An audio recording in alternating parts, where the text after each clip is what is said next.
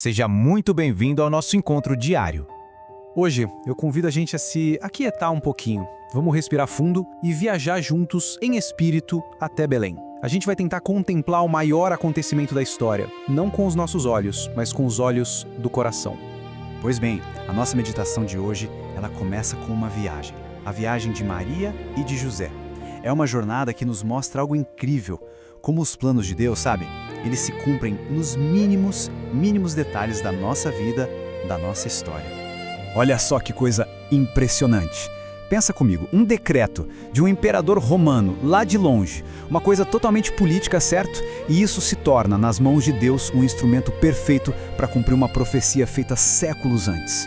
Maria e José, ali caminhando, eles talvez nem imaginassem, mas cada passo que eles davam naquela estrada cheia de poeira estava levando eles exatamente para o lugar onde o Salvador do mundo precisava nascer.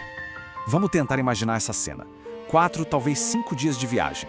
Não era uma estrada fácil, não. Eram caminhos áridos, difíceis, e Maria prestes a dar à luz. Dá para imaginar o cansaço no corpo dela?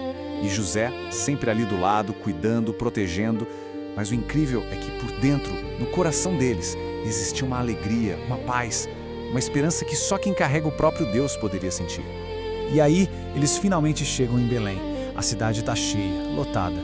E começa a busca por um lugar digno, um teto para o rei que estava para nascer. A gente quase consegue sentir a angústia de José, sabe? Batendo numa porta, depois noutra, explicando a situação, a urgência e ouvindo não temos lugar, está tudo cheio, um não atrás do outro. Naquele momento, não foram só as portas das casas que se fecharam, mas as portas dos corações também. Isso nos leva a esse pensamento tão profundo. Como o mundo é frio para com o seu Deus. Pensa nisso. O Criador de tudo, de todo o universo, ele vem para um mundo que ele mesmo criou e esse mundo não tem um lugarzinho para ele. É um frio que vai além do clima, né? É o frio da indiferença, o frio do coração humano. E é aí, justamente dessa rejeição, desse não que eles ouviram, que nasce a primeira grande lição de Jesus. Porque o lugar que Deus escolheu no final não foi um palácio. Foi uma gruta simples, um lugar para animais, um estábulo. E aquele presépio tão humilde, ele se transforma na primeira sala de aula de toda a humanidade. Sabe o que é uma cátedra? É o lugar de onde um mestre ensina. Pois bem, ali, naquela manjedoura, Jesus, que é a palavra eterna de Deus, ele nos dá a sua primeira aula. E o mais incrível, em completo silêncio. Ele não precisa falar nada, porque a cena inteira, a pobreza, a simplicidade, tudo aquilo grita a verdade do amor de Deus por nós. Tá, mas o que exatamente ele ensina a partir dali? A gente pode tirar 2 lições enormes. A primeira é que a felicidade de verdade, ela não está na quantidade de coisas que a gente tem. E a segunda é que a verdadeira grandeza, aquela que importa, está na humildade, em aceitar ser pequeno para o mundo, porque é isso que nos faz grandes para Deus. Tem uma citação de São João Paulo II que explica isso de um jeito maravilhoso.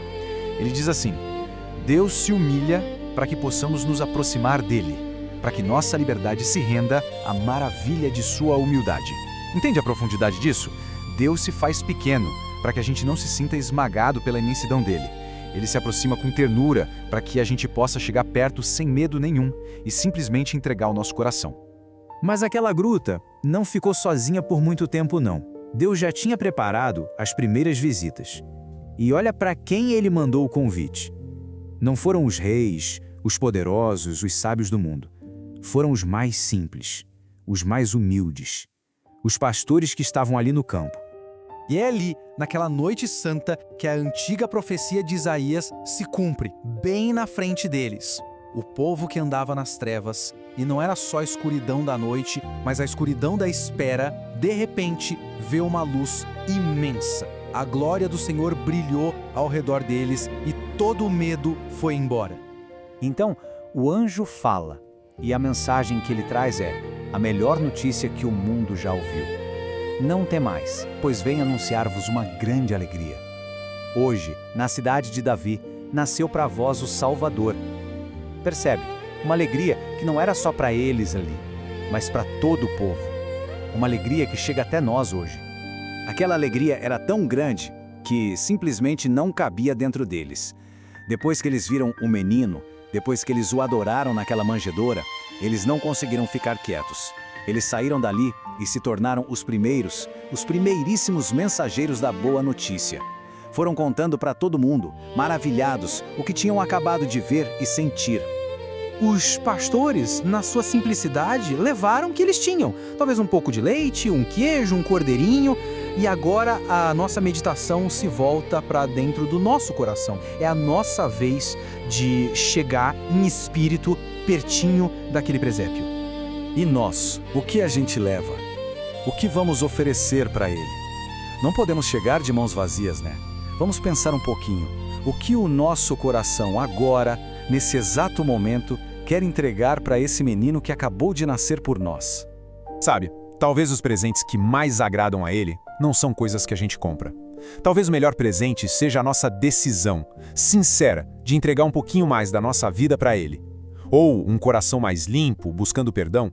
Ou então aquela alegria de lembrar que somos filhos amados de Deus.